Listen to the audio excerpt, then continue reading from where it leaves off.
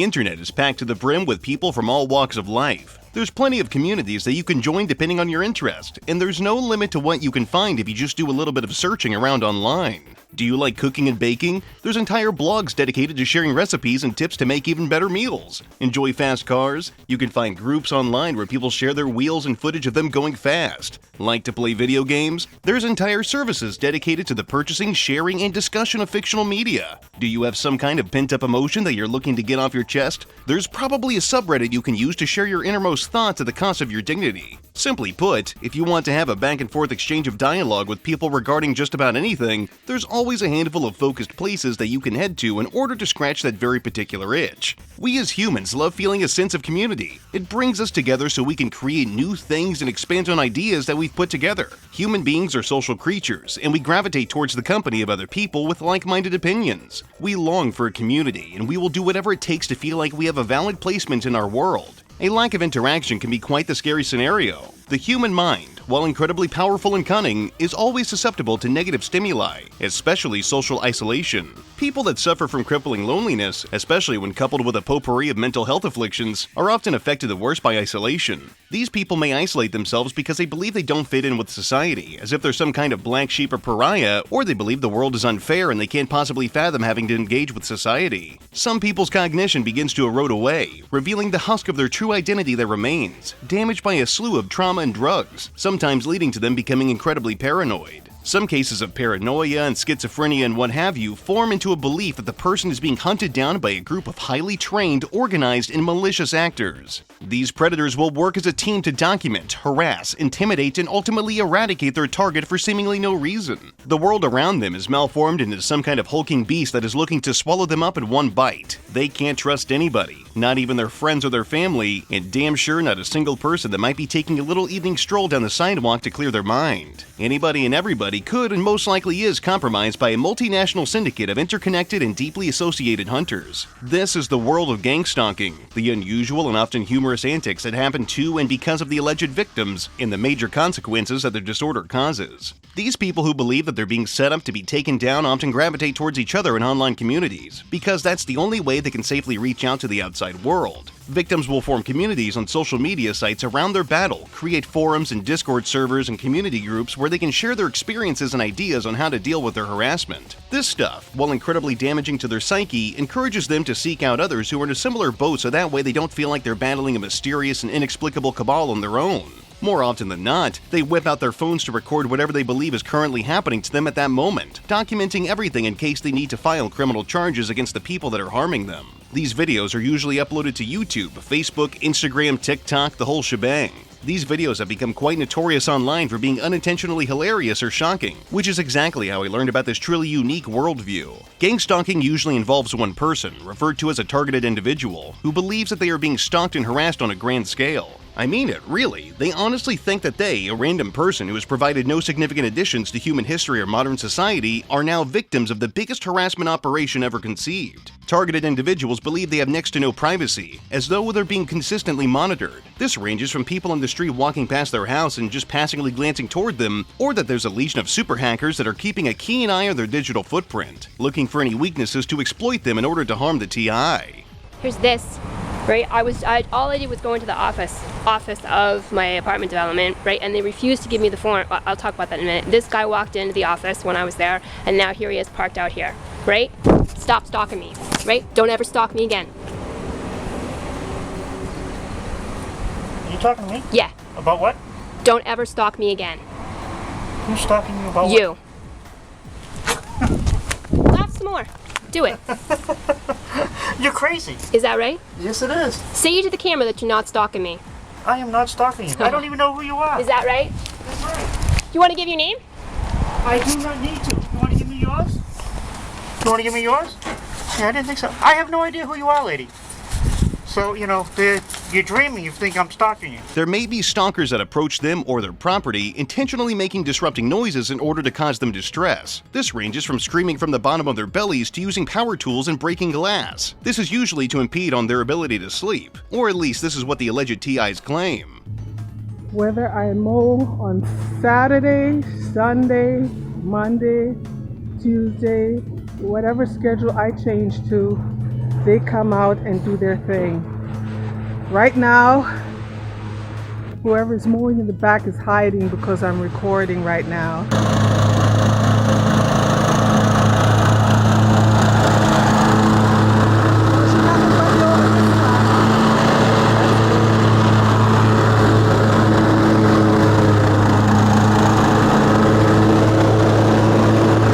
Their electronics are supposedly used as tools to harass them. Somehow, some way, their private information has been acquired by these people through means of hacking or government-grade exploits. They even listen to the TI's phone calls, and sometimes even make calls themselves, all just to instill fear in them. Odds are the calls are just your typical junk robocalls that they had no reason to answer to begin with, but you know. When the Gangstalkers need to have a reason to stand around nearby to observe a TI, or to fuck up their commute to work or something similar, they've alleged that the offending parties will set up staged events. These staged events can range from roads being blocked off for construction, police barricades around a building, walking or driving in groups, you know, the typical things that can be observed in major metropolitan areas that shouldn't alert anybody that there's something going on. How very peculiar and often difficult to prove. Hey guys, check it out. So I was already gonna be coming over here, right, to this Dollar General, and look at all these cars that just also pulled in. All of a sudden, we have a sudden car that's broken down there. This one just pulled up over here. Now we got people hanging out over here in the front. You'll see there in the front hanging out. Check this out, guys. I'm gonna get down to the store, go do my thing, right? Go do some shopping, but let's see what we also encounter, because I already know for sure there's gonna be some stuff going down.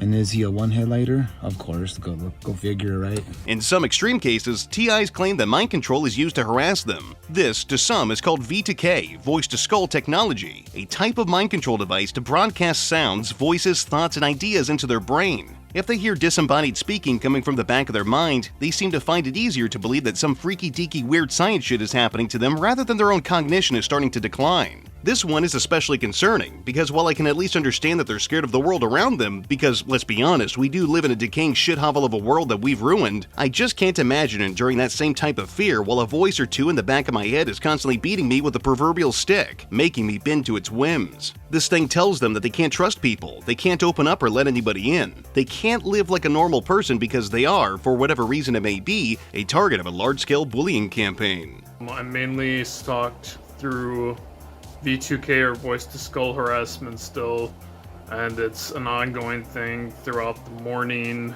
throughout the day, throughout the night, 24/7 usually. It starts in the morning and continues throughout the day and until I go to bed. They do let me sleep. They used to sleep deprive me, but it's still terrible. Some TIs even claim that, while rare, they have been physically attacked or poisoned by the people that are targeting them. This usually happens when they believe that their immediate family or friends might be conspiring to take them out. This usually leads to further isolation, and that can have some really heavy mental and physical consequences alongside worsening their paranoia about the world. These people will fight tooth and nail for their delusions to be recognized and seen as legitimate threats to their lives. And on top of this, there's actually been a few police stations that have recognized gang stalking, trying to legitimize it as a potential threat. But in the grand scheme of things, there's never been a lawful entity that has properly confirmed if such a massive long con op is even actually happening. But of course, to save face, they never fully ruled them out. This, in the eyes of targeted individuals, is proof enough of the government admitting to the existence of gang stalking collectives. These white folks, they out here messing up the world. They got this, I guess they're trying to give everybody a fungus. They got this green stuff in the air. I'm in North Hollywood, and they got this green stuff flying and coming down in the air. And what it do, they like try to put it on your seat or something, or your car, or put it in your car. It'll travel to where it need to be. And it goes up your butt.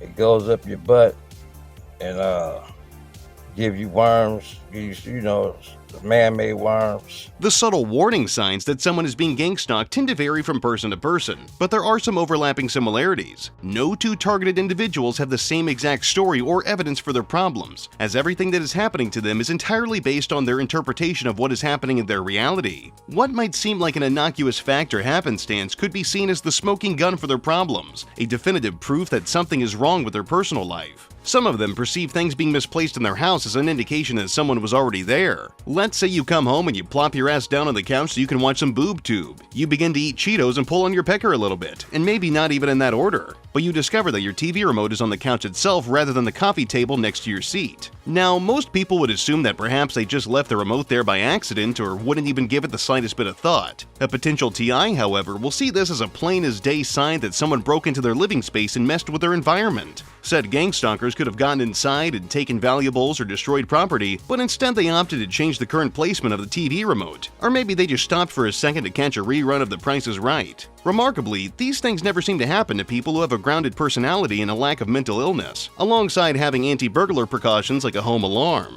It just seems quite improbable that people would be sneaking into a property and the only evidence that they were there is a small piece of furniture or an appliance has been nudged a bit. Surely they would have better things to do, you know? Some people believe that the widespread harassment can extend to the hacking of websites. They truly believe that their social media accounts can be easily breached and hijacked by nefarious bad actors. So maybe you use an online forum for stamp collecting so you do further research into the hobby and share your insights into the pastime. These evil stalkers can and possibly will, and take this with a grain of salt, break into your account and make you post things that you don't recall typing up. I mean, who hasn't had a night where they black out and share their innermost thoughts and feelings with people on a forum for discussing shitty Bollywood films, and then you wake up the next morning to see that you posted a list of people you intend to kill with a hammer and also shared a photo of your freshly shaven balls? There's no way that was you in a drunken stupor. No. It was those dastardly damn gang-stalking bastards. Look at what the Gangstalkers have done to my phone. Like, they put some sort of virus on it, and just look at it. Like, it's complete. It just doesn't even work anymore. Like, this is what they did to it.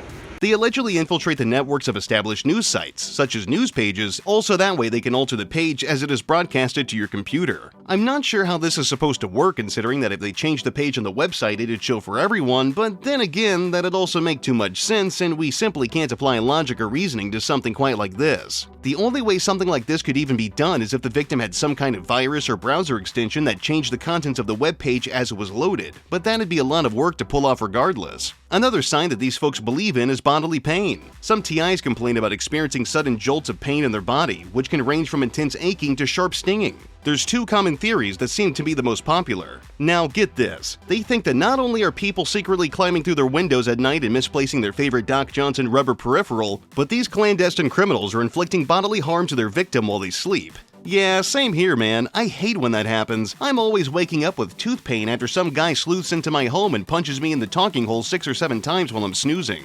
In the past, I used to get a lot of neck pain. Pain in the neck. Relates to gang stalkers. It's so easy to connect it. You get a pain, it's obviously them.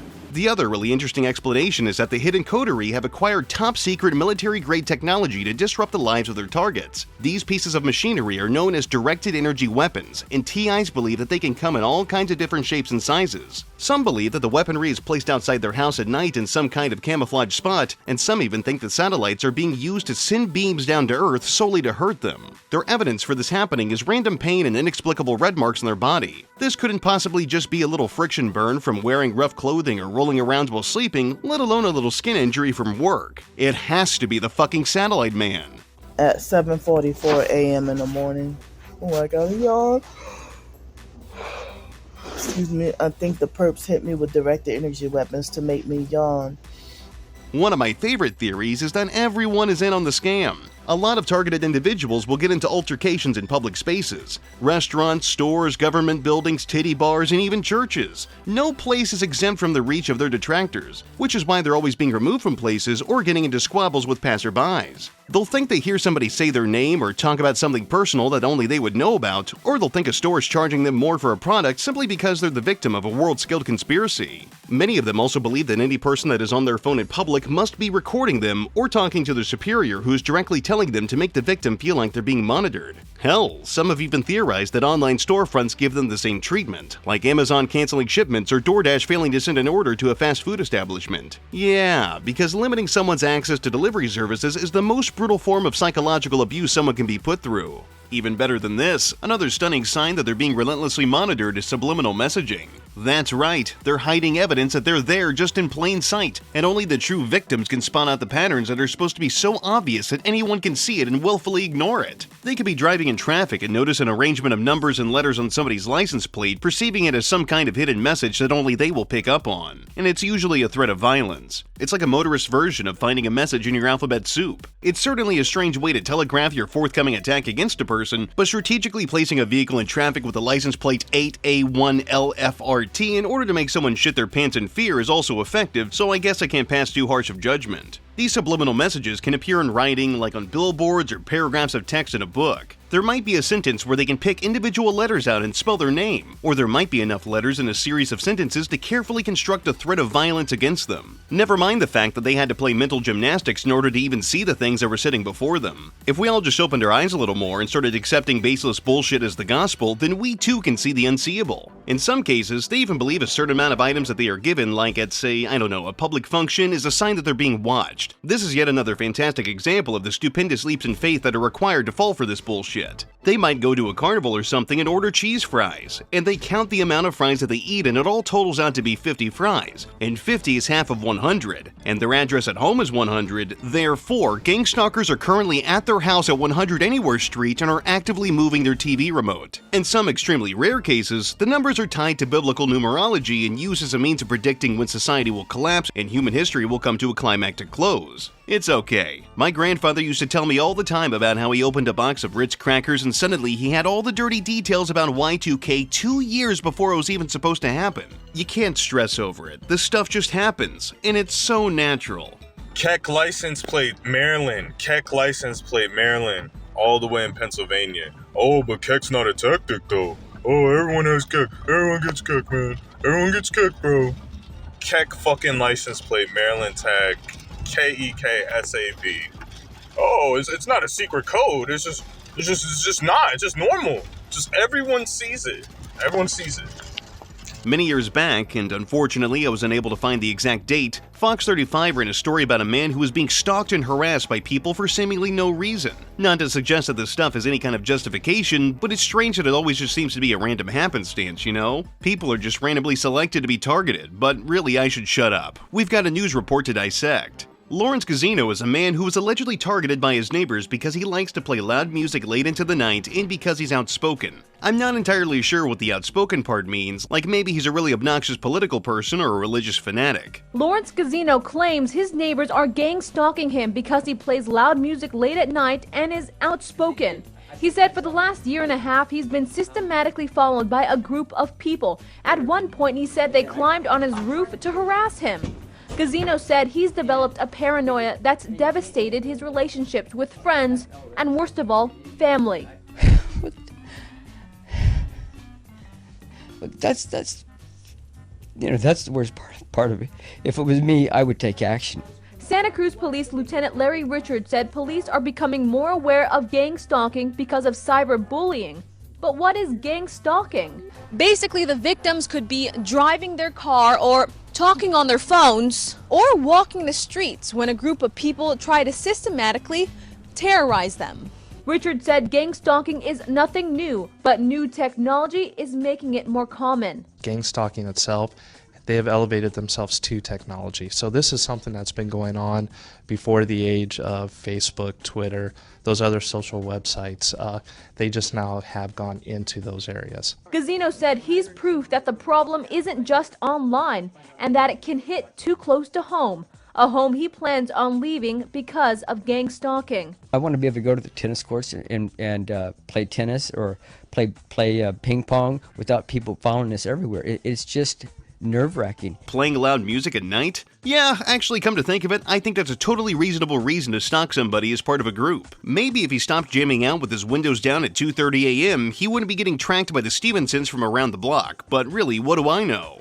Lawrence claimed that him being targeted had negatively affected his relationship with his friends and family, which is bizarre. It's not his fault if he's supposedly being targeted 24/7 for just being a living, breathing person, but I do find it hard to believe that they were climbing on top of his roof and messing with him. Like they really just had to wait around until he went out to play ping pong, right? I suppose anything is possible, but I don't know. The local police department seemed to see it as some kind of evolution of cyberbullying because I guess the age of flash mobs never died out. But that is essentially what they ruled it down to. Some kind of multi-level organized trolling that results in real-world consequences. And in this instance, people on the internet were negatively affected by Lawrence playing loud music and being an outspoken person. So, being the normal people that they are, they decided to take him down. None of this makes sense, and I would argue that the cops are not competent if they really take this guy's stuff as serious. I mean, come on, there was no evidence for anything he was saying. Now, hear me out, I've tried, but I've been unable to find anything regarding the further disruption to Lawrence's life. But it's worth noting that this news report did embolden some people who suffer from the same delusions. For once, they felt as though their worldview was finally being recognized by the larger population. This was a big day for them, even if the report failed to present any tangible evidence for everything that was being claimed. It all just came down to the rhetoric of, I believe my feelings have been hurt by people that I believe are there. Gotta love the integrity of news stations. Totally worth the story.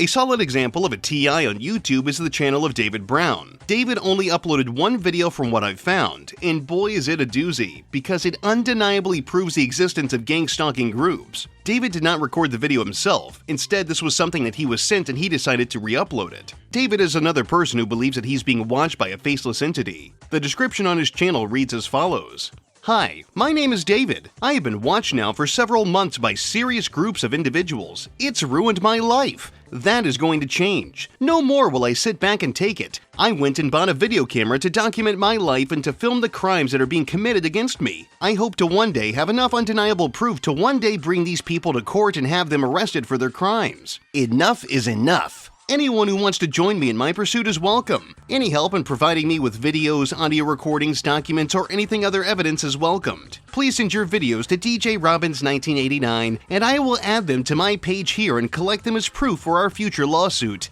My goal is to create a library of these videos to prove to the world that these stalkers are out there destroying me and other law-abiding citizens' lives. Thank you. Oh yeah, this guy sounds very well adjusted. Now, before I show this to you, I think it's important to understand that this footage is graphic. If you've got a weak heart or you're prone to soiling your pants, I highly recommend you skip ahead in the video, because there's no simple way to explain the horrors that we're about to witness. Or, better yet, you can avoid being a pussy by witnessing this heinous clip.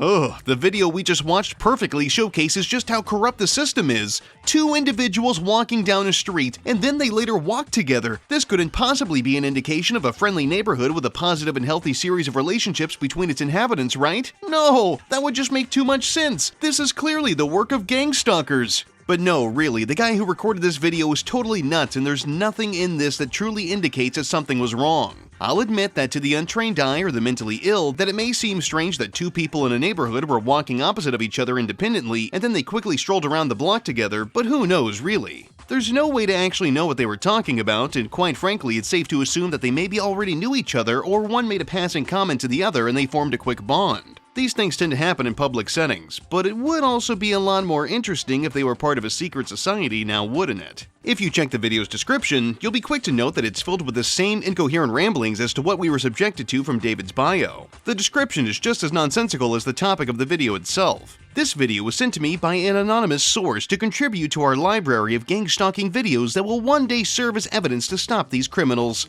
I was told these shots were filmed over a period of just a few hours. You can see two young men walking together several times up and down the street. Then they are seen at the end of the street talking to each other when they seem to notice the camera and walk away and make a phone call. This behavior is highly suspicious and shows gang stalking in a clear and obvious way. I believe a full investigation needs to be launched into this crime to put the ones responsible behind bars. Something I can't wrap my head around is the belief that not only could they catch these alleged criminals that are routinely bullying them, but they also think that they could be prosecuted for their crimes. Remember, a vast majority of the targeted individuals are people who are convinced that the groups that are stalking them run deep into the most important groups of modern society, like governments and corporations. If these maniacal sidewalk explorers are to actually exist and they do have ties to the powers that be, then it's unlikely they would ever face any kind of litigation. Even if an investigation were to be launched by the police or a three-letter agency, the likeliest outcome would be that nobody would be charged and prosecuted for any possible crimes. But that's only because they're so powerful, it's not because they don't exist, right? Channels run by people who consider themselves to be targeted individuals are not uncommon, and all it takes to find them is to simply go to YouTube and search up the word gang stalking. A quick glance is all that is required to notice that the people operating these channels have very clear signs of crippling mental illness, and one of these people is known as Fantasia Kelly. Fantasia is a woman who lives in Chicago, Illinois, and to put it simply, she is a woman with a difficult past, someone who clearly struggled with substance abuse and has made many poor choices that landed her in a less than ideal living situation. Her life is not easy and every day is an uphill battle for her. She was previously in the army, and her mental acuity has declined in the years since her sacrifices for her country were made. She's unfortunately like many other veterans who are being eaten alive by unchecked mental health issues. Fantasia has actually uploaded a video where she gets in front of the camera and explains how her situation is played out. This is the only video I could find where she points the camera at herself and presents what is on her mind in a candid way. She is convinced that every single woman that works at the facility that she was residing in at the time of the recording was actively trying to attack her. There was not a single individual woman in that building that was not part of some kind of multifaceted criminal network of harassers and rude bastards. But the stalking and the targeting doesn't just stop with those people. No. It extends all the way to her family, the police department, the people who live in the same shelter that she was at, and to top it all off, her neighbors. They were conspiring against her and dispersed her furniture among themselves after sexually assaulting her and sending her up to be captured. That's her words, not mine. And I'm not trying to make this funny. This has to be a genuine hell to live in. I'm currently staying at a fucking safe haven, which is like a shelter, because I'm on house arrest for a battery. Now, at this fucking safe haven, I'm targeted by all these fucking women. Anybody that lives and works in that fucking shelter targets me. I'm targeted by the CIA, my handlers. I'm targeted by my family. I'm targeted by the police. These people have ruined my fucking life. I lost my apartment. And my neighbors that were targeting me, mind you, sexually harassing me, everything, sexually assaulting me, stole all of my furniture and spread it amongst themselves. They got paid to target me. I just can't imagine seeing the world through her lenses. Like, everything must be terrifying and confusing for her. But her fears and thoughts and feelings aren't unique. She's merely one of millions of people who suffer from the same delusions. There is a massive mental health problem with the world, and unfortunately, it goes largely neglected and will likely never see any kind of significant healthy resolution for it. The random people that happen to make a passing glance at her cause her to experience deep episodes of paranoia. The randoms on the street can't help but gawk at her because of the way that she's acting, even if she admittedly has little control over that. Unsurprisingly, she has turned to drugs to cope with the stress of being a targeted individual. I've never understood this thought process. Like, yeah, okay, you want to get high so you feel better and don't worry about the scary, serious parts of existing in the modern age and the seemingly broken society, but surely taking hard drugs isn't going to make the day-to-day experiences any easier. You know, especially with narcotics that are notorious for ruining people's lives. Wouldn't the smarter solution be to stay sober so that way you can stay vigilant for the people who are allegedly hunting you down? The inconsistencies in their logic certainly don't help their stories feel as believable as they would like. I go from town to town, station to station, and all I get is bullshit. I'm being stalked by fucking random civilians, followed everywhere I fucking go, and I've developed a fucking drug addiction to cope with it. It's worth noting that she starts off calm and timid, but her anger builds up at a rapid pace and her tone ultimately changes to be a much more hostile one within the first minute. It's to be expected considering she's talking about how she might be dead soon at the hands of a shadow organization, but immediate hostility when discussing these things is probably a big part as to why she has so many problems with other people. She outright said that she believes a group will greenlight her name for an execution, because she is that much of a priority target that they would devote that much time into tracking her and ultimately silencing her. This is a recurring trait among the targeted individuals, the whole main character problems, so keep that in mind as we continue to move forward. If I come up dead, it's because I was nominated and put on a terrorist watch list or whatever, a hit list, a military hit list to die. A death list or whatever you want to fucking call it. I was murdered by the fucking government. By the quote-unquote Illuminati. These people claim to be clandestine, you know, whatever. They're just the cabal fucking government. It's everybody that took part. It's the gang stalkers, it's the civilians, it's the staff, it's the VA, it's my family, it's the police, it's the fire department, it was everybody.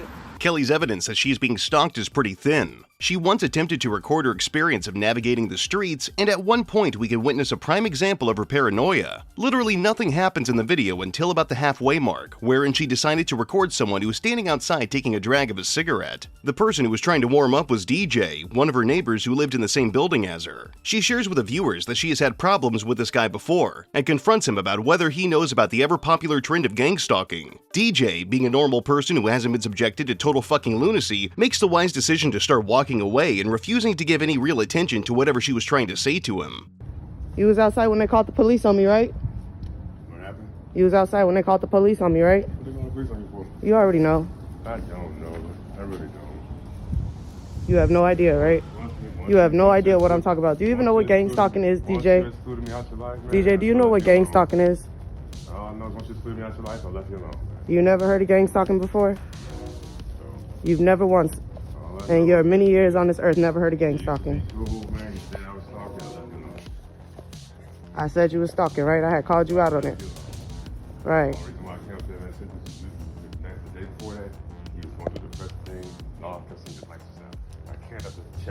So you was watching my room, you said you seen that my lights was out. Man, it's easy to see that every day.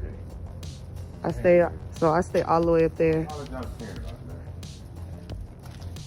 You need to apologize for caring about me. Y'all care too much. Y'all need to be caring about the right thing. Like protecting these children. This man used to work for CPS. So that's how you know he on shindig shit. Them child abuser shenanigans. And he's going right past that window of that girl that was just hurting her kid. You see? That's where he live at.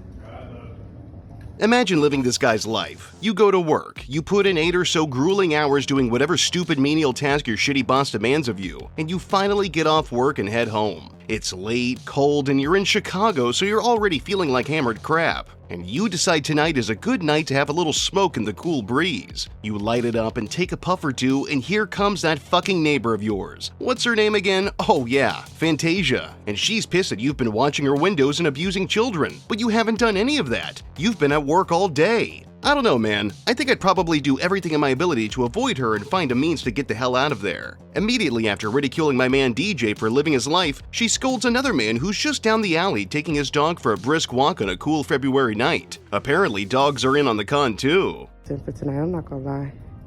We got some people posted over there. You can't really see them though because they black as night. I'm damn. Hold on. There he is, fake walking his dog.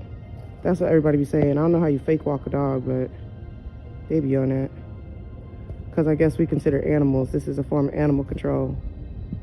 That Freemasonry type shit.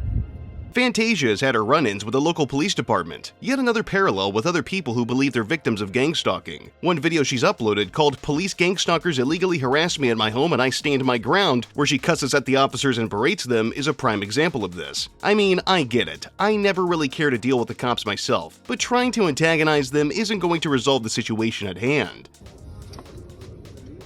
See how ugly these hoes be? I promise you, bitch, you're popped. I knew your ass was ugly, shorty. I told you your ass was ugly. Man, you ugly as fuck for that one, boy. You need to kill your fucking self. Bitch, you ugly as hell. You wrong as hell, bitch. I told you your ass was popped. Desperate ass, ugly ass bitch. Who the fuck? Boy, bye. Ultimately, she believes that the government is trying to use electromagnetic, microwave, and biological weapons to torment her and drive her to ruining her own life. But you and I both know that's bullshit. The ugly truth is that she's far too gone to be rehabilitated. Nobody likely cares enough to help her, and even if they did, odds are she'd reject their assistance and become combative. People like her are peppered all throughout society, especially in the United States, and they rarely receive positive outcomes for their experiences. I do believe social media is a big part of the widespread destruction of the already feeble and broken human psyche, but we'll touch on that more a bit later. Now, granted, when I first started working on this video, there was one channel in particular that started to bounce around in my think meat. You know, one that I really wanted to talk about. There's this guy named Sean Verlin Bergstrom, residing in lovely Council Bluffs, Iowa. He's in his late 40s and life has never been fair to him. Sean's struggle with gang stalking is a tad different from the people that we've already looked at today and the ones that we've yet to investigate. But there are some similarities. He does believe that there is an organization working to bring him down via harassment and whatever forms of life ruination they can muster up. But instead of it being a shadow corporation or a cult, it's just, and get ready for this because I promise you're not ready, the Union Pacific Railroad. Now, out of all of the possible things that could be targeting and threatening his safety, you know, like a crazy neighbor or a paramilitary group, it's instead a railroad. They aren't breaking into his house and stealing his furniture or moving his remote again or causing him any kind of physical harm or tearing apart his personal life. They rely on the tried and true method of repeated annoyance via doing their usual job. Sean lives by himself near some railroad tracks. The thing about living next to tracks is that sometimes trains just happen to use them to get around, and because the railroad never actually stops and keeps operating 24/7, there's a good chance that a train might pass your house late into the night. Sean, however, does not agree with this way of operating a business. In fact, he believes that the trains are deliberately stopping by his house. There are a variety of reasons why trains may stop outside of a rail yard, and a majority of the time it's because the rail yard is currently full or the train is being unloaded nearby and/or it's already partially in the rail yard.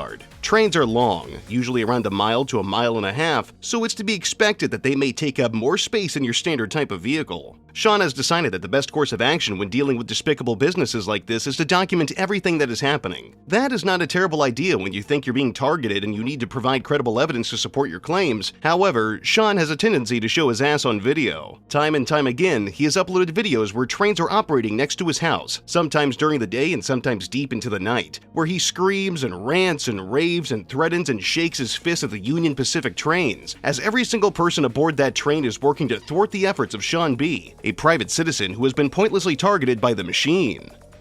It's 11 p.m. on a Monday, and the Union Pacific Railroad is giving us all a really good demonstration of how they endanger everybody's lives on a daily basis. As you can see, this is not a rail yard.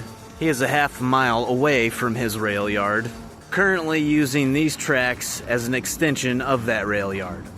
That is a half a mile away. This train is 20 feet away from where people live, and it is carrying caustic materials. Passenger trains. That's why people built houses down here next to them. These things were never meant to be used as the extension of their rail yard, which is a half a mile away. It was never meant for freight traffic with hot caustic materials in it, considering that it's literally 20 feet away from where people live. I can't help but feel like he's the one causing the disturbance. Everyone in his neighborhood is familiar with the fact that there are locomotives that come through the town and take care of their business, and they likely accepted that they were going to feel the ground shake and hear some loud noises when they moved into their respective homes. He knew this when acquiring his property, but of course, instead of being reasonable, he opted to make a scene. His poor neighbors not only get woken up by the sound of a big cargo vehicle passing by, but by Sean's incessant and aimless yelling. He's noticed that the same trains with the same conductors have been rolling around his town at the same times and dates. He believes that this is part of their large goal of driving him to insanity, as if, he wasn't already there. And there's just no possible way that these are just specific trains with certain employees that are supposed to be in this town at a designated time to complete an appointed task, right? No. People never have responsibilities and deadlines to uphold. Never. 8 p.m. New Year's Eve, and look who it is. That punk bitch pussy we all know as the 8 p.m. pervert. Here he is, right here on New Year's Eve. Driving the same fucking train engine that he did the last time he worked. That way everybody knows that it's the same fat fucking loser driving this engine right now. Yep, there he is. Pulled into the neighborhood.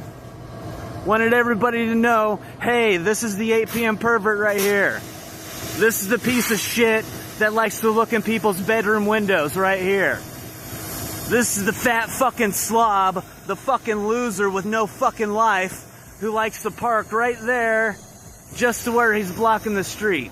These same toxic fucks who are maintaining said trains are only in it to harass him, sounding their horns whenever Sean is inside of his hovel, pulling his meat and waiting for the next scuffle with the Union Pacific. Or, I'm sorry, I mean the Union Pathetic Railroad. I personally think that Sean B is a powerful being, and only he will be able to bring down the corrupt railroad establishment. Sean does have a day job, and he also has a nice personal vehicle. If he's able to finance a new truck, then it's safe to assume he would have enough money to get the hell out of where he's living. He's too delicate of a person to be perpetually targeted by the Union Pathetic. He doesn't deserve this shit. He'd likely argue that he has to stand his ground and that he's not going to be displaced because of some kind of gaggle of self-righteous conductors. And it's not like these guys are trying to damage his entire neighborhood. No. They are singling him out because he is the mighty and notorious Sean B. This is the biggest parallel that he has with other targeted individuals, in the sense that he is the main character in an expansive and explosive story centered around corruption, greed, malice, and vendetta. Sean has become an infamous figure in online train fan communities and likely among Union Pacific workers in his area. He's known for kicking up a stink when things go wrong, and he's taken the worst steps that he could have, basically permanently tarnishing his public reputation by droning on and on about a company that doesn't have anything to do with him, and in actuality doesn't even know that he exists. Funnily enough, he was recently booked into jail because he caused a disturbance late into the night. On July 11, 2025, as per usual, a train had stopped nearby to make him feel unsafe. He decided that instead of just throwing a fit as he usually does, he would instead call the police department to get them to solve his problems. Now, to be completely honest, I don't think a civil dispute between you and the Union Pacific warrants the presence of police, but sure, why not? Sean is probably one of the more entertaining folk that we're going to look at today, and I kind of just love how wacky his story is. Instead of being afraid of the world around him, he has made an innocuous railroad his enemy, and that in and of itself is pretty damn funny. Despite his best efforts, I don't think he'll ever be able to stop a prolific business that is part of an industry that generates billions of dollars every year, but I do admire his moxie. Moving along, another interesting person is Targeted Individual in Vancouver, BC. This is yet another YouTube channel run by, you guessed it, a targeted individual who happens to live in Vancouver. This guy, who I'm just going to refer to as BC for British Columbia, is also similarly under the impression that he is being stalked and watched and sexually harassed and ridiculed and ruined and shamed and yada yada yada. You get the deal at this point. His bio is pretty damn colorful, reading as the following. This channel documents my journey as a targeted individual of organized stalking and spiritual warfare in Canada. I am a watchman on the wall, Isaiah 62:6, called by the Holy Spirit to witness, expose, and overcome. My weapon is prayer. My battle armor is truth, righteousness, peace, faith, salvation, and the word of the biblical God. Ephesians 6:13-18. My adversary are in the spirit, Ephesians 6:12, and they're unrelenting human agents. This channel is my testimony, investigation, and call to action, Revelation 12:11. My interpretations are based on my personal observations and experiences. They have not been independently verified or proven in a court of law. I am not asserting an established fact, but sharing what I believe to be part of a broader pattern of illicit activity that warrants legal action and investigation. I do not condone violence, harassment, or any form of harm towards individuals shown in this or any other content on my channel. He's quite active to this day, uploading once every few weeks. Most of the harassment he receives is sexually charged, either done by a passing gang stalker or by one of his ex-girlfriends who also just happens to be part of this deep-rooted and evil cabal. Many of his videos mention this type of misconduct, and what he refers to as sensual witchcraft. A good example of this is in his video Gangstalking Sex Magic. Yeah, what a beautiful title. 2 nights ago, a white camp van parked next to where I was staying, just a few meters of where I was staying, and it stayed there the whole night, all the way until 12 p.m. the next day when I left. What if I told you that I won't be surprised if either an ex of mine or another gang stalker was in that van that night, or in some of the other nights, engaging in sensual witchcraft, sensual sorcery. Now, hear me out here because I'm confused. What does sensual witchcraft even entail? Did the van pull up and make him pop a balloonie just by parking next to him? Or did they kill a few frogs to make his members stiffen up? These are the weighty questions surrounding the magical sexual harassment of a transient with a cell phone. He sees this as a mix of dark, evil magic with sloppy group sex, which in all honesty is not a safe combination. Those two things should remain mutually exclusive. But what are they manifesting by having satanic snuggle parties? His arousal? This all makes very little sense, but I'd love to understand what his worldview actually is because, well, this is damn fascinating. Some of them get together in groups and they mix worshiping deities, invoking deities, aka the kingdom of darkness, with group sensual activities. And they do that because sensual energy is creative. It's the creative force. Another interesting thing uploaded by BC is called, "Is an ex-girlfriend gang stalking me?" Which is a question as old as time itself. Ex-girlfriends just kinda do shit like that. But anyway, let's dive right in, shall we? If somebody told me that an ex that I used to date is an undercover cop, I won't be surprised. If somebody told me they have been implicated in fraud, I wouldn't be surprised. If somebody told me they are part of a sex cult or group, which is not uncommon here in the city that I live in, I wouldn't be surprised. If somebody told me that this ex that I used to date practices the dark spiritual arts, is maybe an Eastern Star, is maybe into Kabbalah or the unsavory part of Kabbalah, is maybe into garden variety witchcraft and energy harvesting and all these things, I wouldn't be surprised.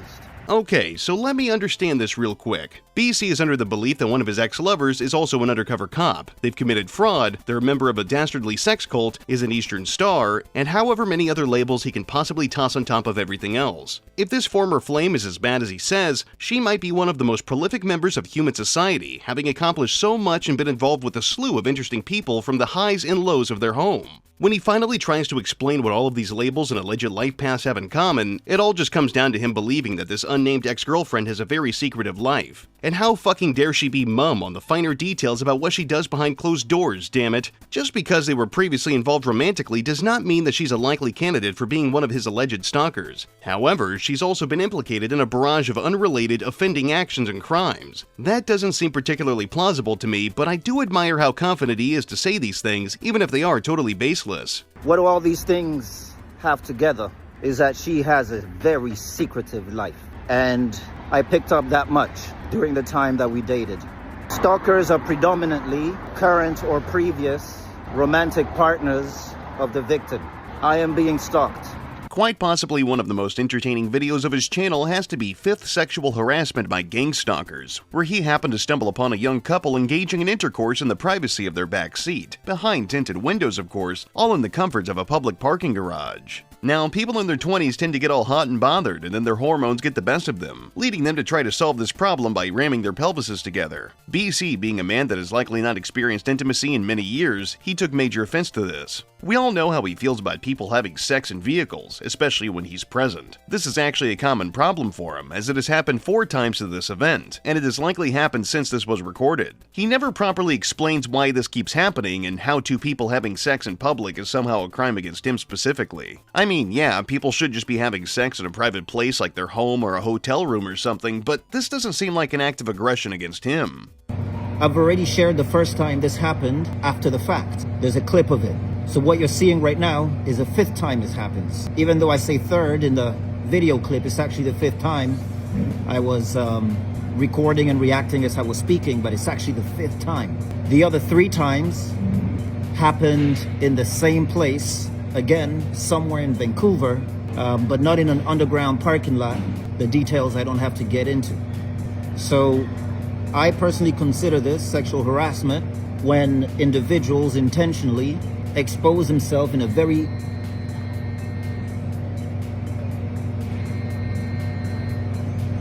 way that is not decent. This is the 5th time it happens to me within a period of probably 7 months.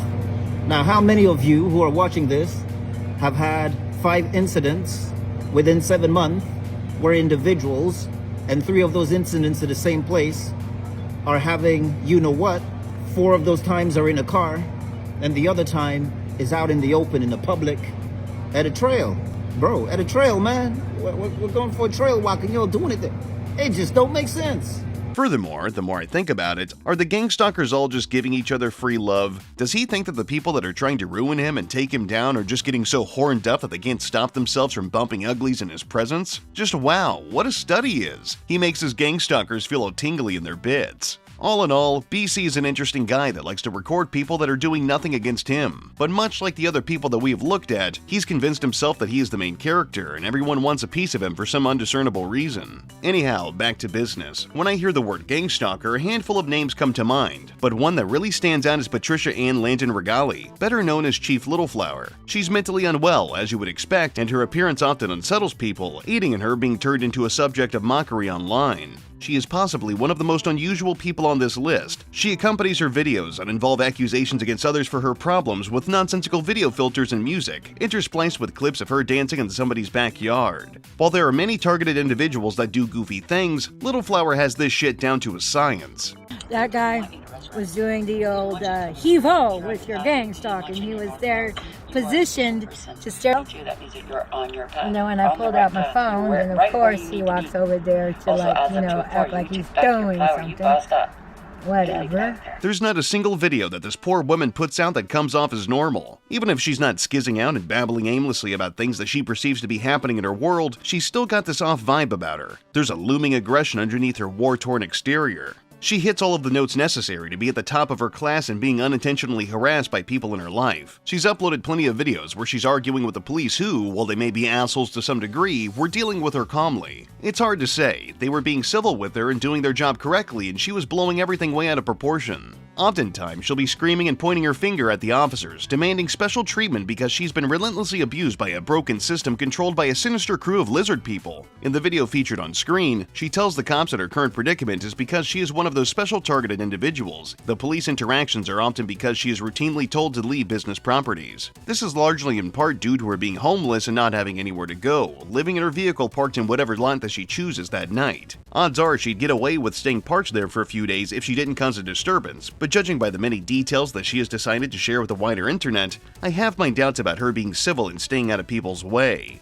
All right, let's do this. I'm recording. Oh, good. Okay. Well, hello.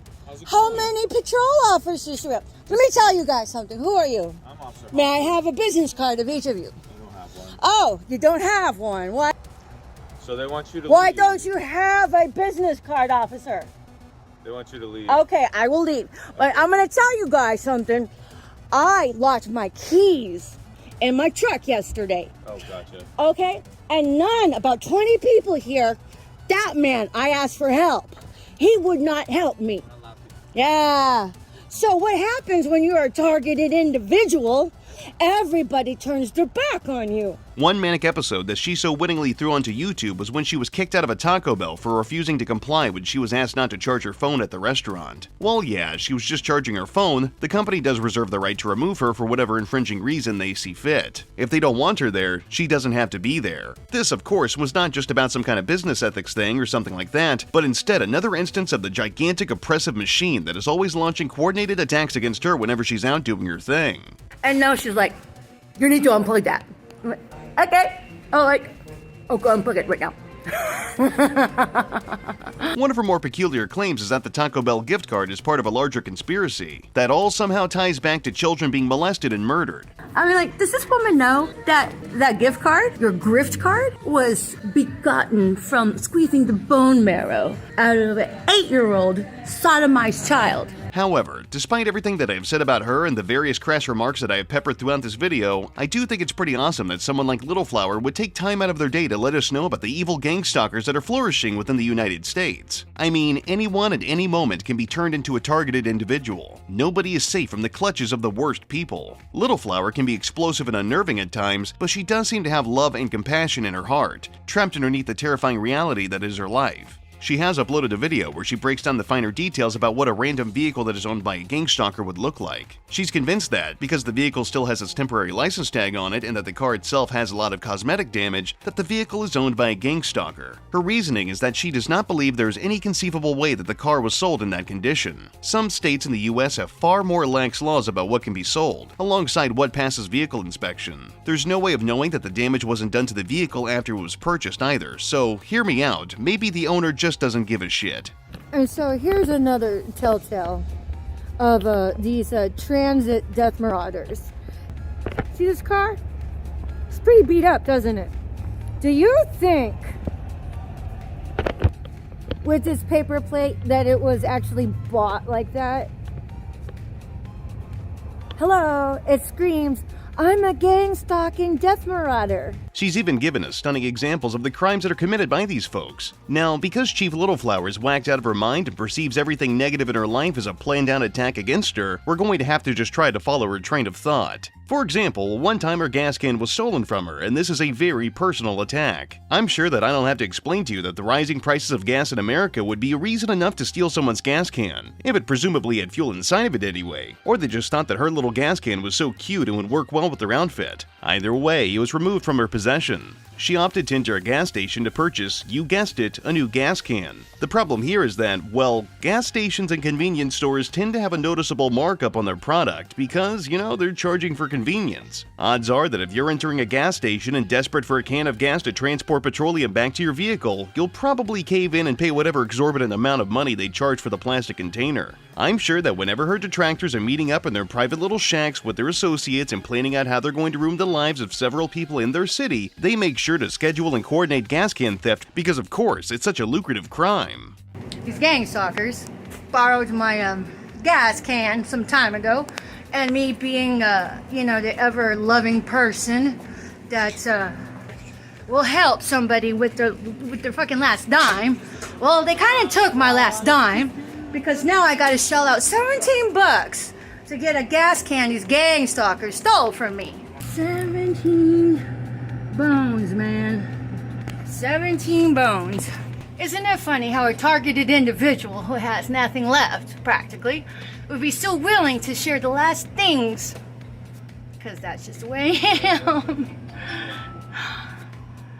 Man, well, these gang stalkers, all they would rather do is help you up with the shiv. Ain't that right, gang stalkers? But even if she's a hospitable person and kind-hearted, her mental illness is far too pervasive for her to stay civil and obedient for long. When it came to her doing her taxes, which is weird to me because I assume she didn't make enough money to even have to warrant filing them, she got into a heated and recorded debate with her tax agent. Is this Mr. Sanders? Yeah, hey, what's up, Mr. Sanders? It's been a long time. Who is the guy on the phone? Excuse me? Who is the man on the phone? He's my benefactor, sir. He's trying to help me get the money you guys owe me. Because we're just trying to make sure that we do it before. I give you the authorization to speak to him. Listen to me, Patricia. You went on YouTube, made a video about me and my partner. You went to the BBB, made a Yeah, and you still haven't given me my tax report. No, hey, listen. Okay, listen. You have permission to speak to my benefactor. Speak to my benefactor.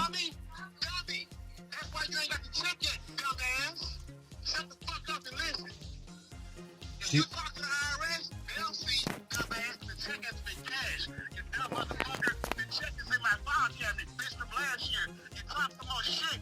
Get your bitch ass on a fucking flight. Come sign your paperwork. I'm not giving you a goddamn thing. Sure, the guy on the phone probably shouldn't have used that kind of language with her, but let's be reasonable here. She's arguably not even a customer. She wanted to fight with the guy and likely pursue some kind of bogus litigation in hopes of getting an easy judgment and therefore getting an even easier payday. This is a common tactic among people with poor integrity. She suffers from the same problems a majority of the other targeted individuals do. I know that I've spent a good amount of time poking fun at these people and pointing out the obvious hypocrisies and inconsistencies with their stories, but I do feel a great deal of compassion for these folks. They are all clearly suffering from untreated mental illness, and they desperately need some kind of assistance. The human race is afflicted by a massive mental health crisis. There are countless causes that can lead to the deterioration of one's mind, be it from traumatic experiences, birth defects, substance abuse, you name it. It's tragic and unfortunate, and there's never going to be any kind of adequate solution that can assist these people in a clean sweep. These targeted individuals are actually being hunted down by their own fragile perception of the world around them. Their reality is shaped by the chemical imbalances in their brain, and to them, these threats are very, very real. While the negative influences may be entirely fictional in the grand scheme of things, to them, they're just a constant fact. They exist in a very one-sided sort of way.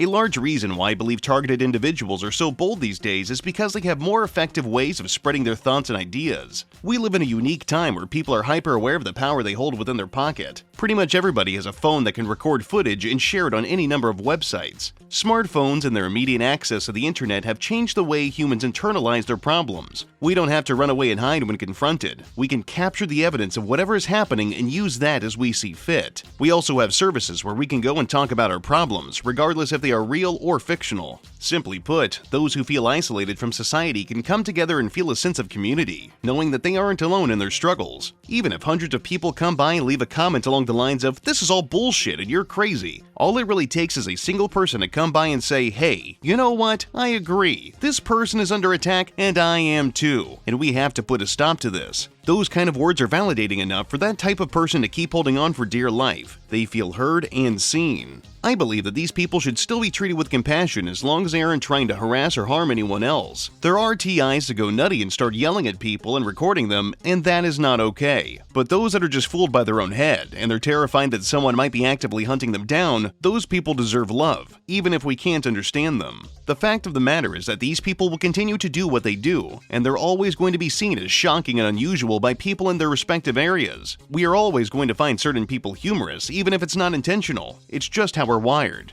These folks and their many recorded episodes are just part of the larger history of the internet. The World Wide Web is not just a spooky series of tubes that the government uses to spy on you and what porno you like to watch. It's a platform for people to share their experiences in the more intricate parts of their psyche. Even if it's being used in a way that is self-destructive and doesn't actually solve any problems, I do believe it's worth taking the time to acknowledge that these people even exist. Every corner of the internet is filled with fascinating people with interesting stories, and targeted individuals, despite their plights, are just as captivating as the other eccentric folks with functioning keyboards. But there is one targeted person that I didn't bother including in today's list because he is worthy of his own video. Legend has it that in Indianapolis, one man is being pursued by the vile satellite man, who is consistently burning his victim's teeth and attempting to clone or steal his penis. Our forthcoming hero will not go down lightly, so buckle up. It's gonna be a good time. But that being said, that's going to be it for today's video. If you like what I do, leave a comment, rate, and subscribe. If you want to support me in a more personal way, you can check out the Patreon link and the Teespring link in the description. I've also got a Newgrounds account of art stuff as your thing. I've got more contents coming down the pipeline. But until then, I'll see you degenerates next time.